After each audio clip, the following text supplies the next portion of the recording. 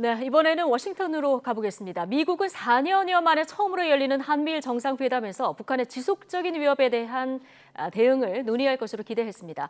또 한국과 일본 등이 나토 정상회의에 처음으로 참석한 것은 아시아와 유럽 지역의 안보 연관성이 심화하고 있기 때문이다, 이렇게 설명했는데요. 자, 워싱턴 연결해서 미국 쪽 반응 살펴보겠습니다. 자, 강태호 특파원 나와 있습니까?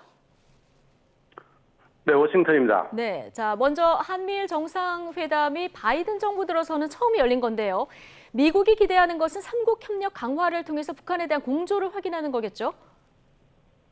네, 그렇습니다. 바이든 정부 들어 한미일 세 나라 정상회담이 열린 것은 이번이 처음입니다.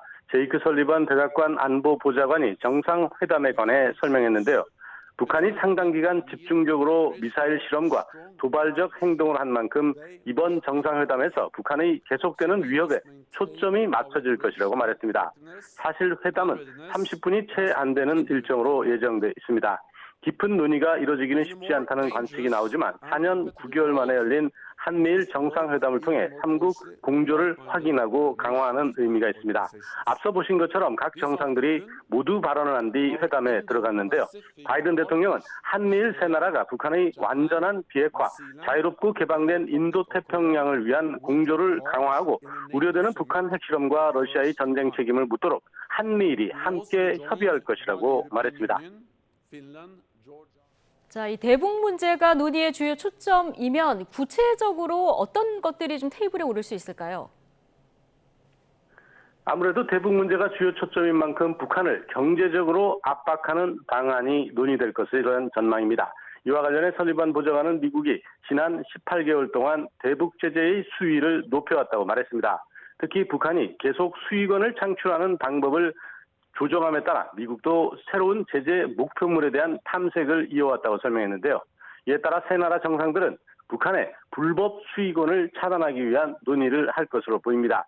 북한이 핵과 미사일 프로그램에 자금을 대는데 쓰는 외화를 차단하는 방법에 대한 논의가 예상되는데 이것은 미국의 추가 제재로 이어질 수 있다는 관측입니다.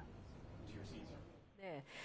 자, 한국과 일본 등이 나토 정상회의에 참석하는 것을 두고 중국이 좀 반발하고 있는데 미국에서는 이에 대해서 어떤 입장들 나오고 있습니까? 네, 미국도 이번 나토 정상회의를 열면서 우리나라와 일본, 호주, 뉴질랜드의 참석을 확인했는데요. 네 나라가 나토 정상회의에 처음 참석한다고 밝혔습니다. 이에 대해 안보 측면을 거론했는데요. 인도태평양 지역과 유럽 대서양 지역 간 연관성이 심화하고 있기 때문이라고 설명했습니다.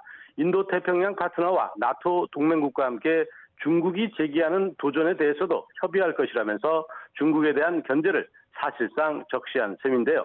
이번 나토 정상회의에서 새롭게 설정할 전략 개념에 중국의 도전이 명시될 것이라고 밝혔습니다.